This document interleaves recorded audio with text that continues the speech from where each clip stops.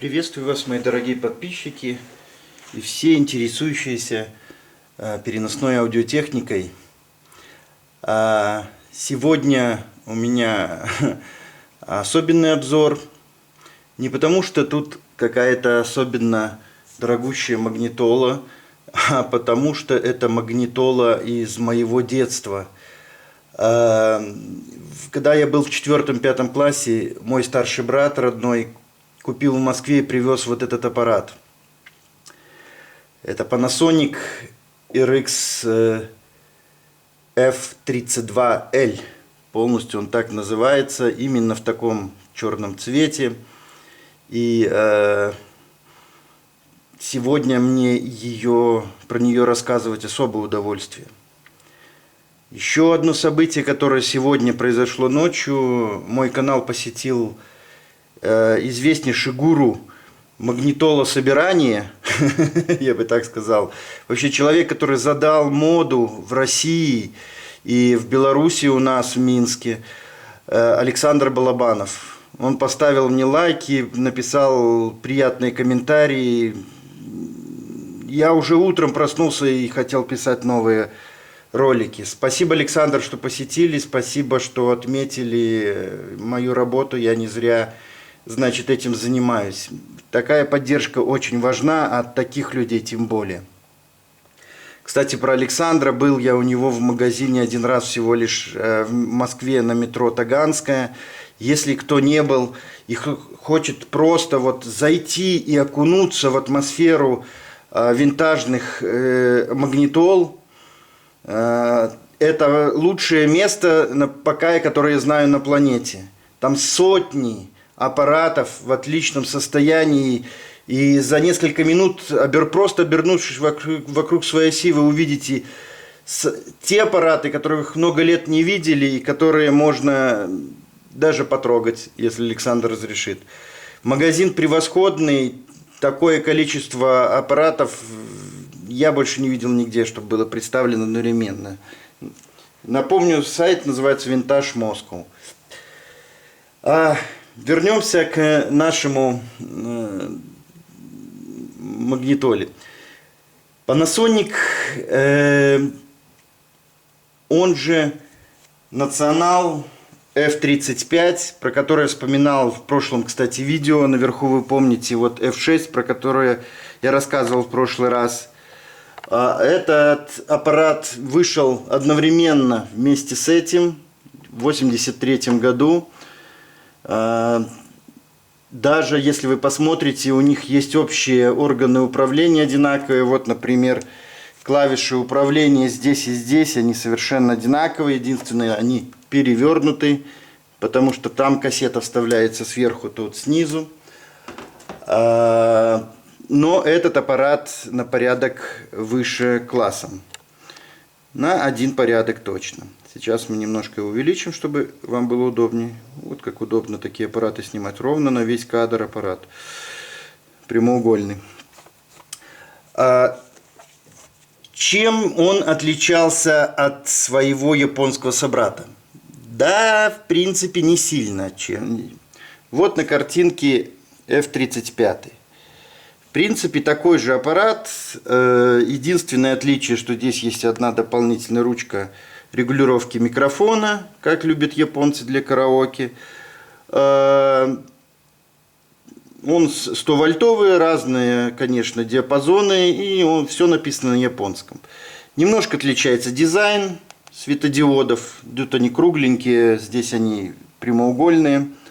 Когда я включу, вы увидите. А в остальном это тот же аппарат. Выпускались они в 3 цветах. Черный, как у нас, самый распространенный, наверное, красный и белый. 3 цвета и 3, наверное, разных по сущности аппарата, потому что белый это женский, красный это, наверное, все-таки более для молодежи, и черный строгий, такой как у нас, он совершенно строгий аппарат. Чем он был интересен? Ну, во-первых, как вы видите, в нем 4 динамика. изнутри, если его открыть, можно посмотреть. Это высокочастотные динамики, это низкочастотные. Снутри, если снаружи они очень похожи, снутри они разные совершенно. Магниты на этих намного крупнее, чем на высокочастотных. И в принципе это те же двухполосная акустика, за исключением того, что эти динамики высокочастотные достаточно крупные.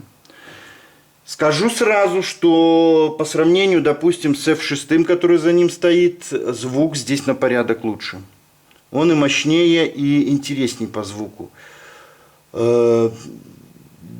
Конечно, он и размерами больше, но динамики 10-сантиметровые. Выжать из них какие-то особенные басы трудновато. Но, в принципе, благодаря их количеству, что их 4 штуки, здесь достаточно объемный звук. Очень хороший стереоэффект у этого аппарата. Я был в детстве поражен, когда он стоял у меня на столе, и мне бывало разрешали его потрогать, понажимать, послушать свои кассеты на нем. Тоже софт-точ управление, так же как и в F6, который я показывал. Единственное, что в деке есть поиск до 5 композиций. Деки можно использовать уже тип пленки металл. Также здесь есть уже система шумоподавления Dolby.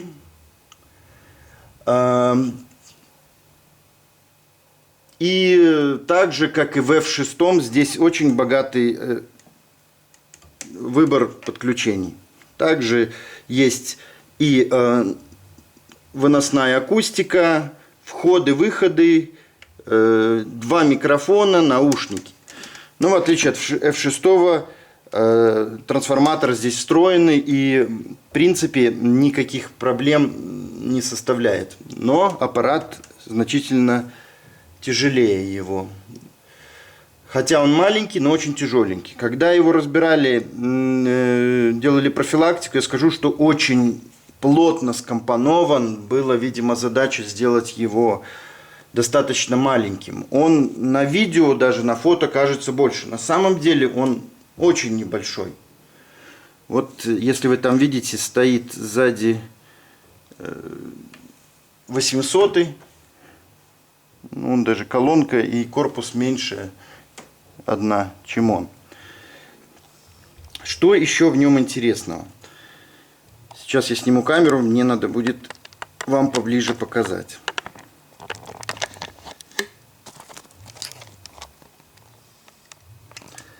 Сверху органы управления следующие. Есть выбор магнитофон, радио, линейный вход, уровень звука, включение Dolby и диапазоны. Все остальные органы спрятаны вот под такой крышечкой. Если сюда заглянуть, вы увидите здесь выбор типа пленки, который нам редко нужен, выбор стереоэффекта, моно, стерео, абиенс, мацушитовское расширение стерео. Опять же, бас, высокие частоты, баланс. В японской версии здесь еще регулятор есть микрофона. Ну что, в принципе, да, кстати, и встроенные здесь микрофончики такие маленькие, вот здесь с двух сторон. Их 2. Мне очень нравится, когда 2 микрофона. Намного лучше есть стереоэффект. При прослушивании потом намного приятнее слушать. Давайте попробуем его включить, посмотрим, как он работает. По кассетной части здесь все просто. Включаем софт-точ управление. В отличие от F6, здесь есть индикаторы. Достаточно красивые индикаторы, их достаточно много. Смотрите, на каждый канал по 5 лампочек. И они до нуля зеленые, дальше красные.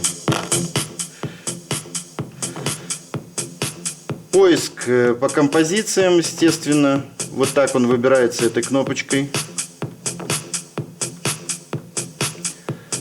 Кнопочка повышения низких частот при низкой громкости, loudness, такое название. Ну, в принципе, все, ничего особенного. Поиск по композициям включается, как обычно. Выбираете количество песен, которые надо отмотать, и дальше, вот видите, она перескочила. Дальше она отмотает количество и включится. Кассета достается стандартно, но зато смотрите, какой большой кассетоприемник, красивый, он стеклянный. То есть кассету достали, перевернули, никаких реверсов. 83-й год. Звучит он, по-моему, очень даже. Лучше, чем батончик, но, конечно, не дотягивает до крупных.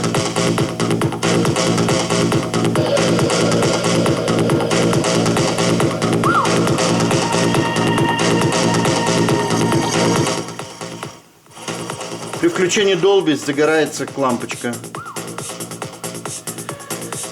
Чем он еще интересен? Здесь очень интересно сделано радио. Я не видел ни в одном вообще аппарате такой функции. Если вы знаете, напишите, где еще такое есть. Я специально сделаю покрупнее. Вот эта шкала. Сейчас включаем радио. И вы видите, при включении радио загорелась лампочка прямо на шкале. И мы будем двигать ручку. И когда станция пропадает, нету. Когда станция настраивается, загорается лампочка прямо на шкале. Видите? Очень удобно для настроек. И это, кстати, работает не только в FM. На всех волнах совершенно такая функция работает.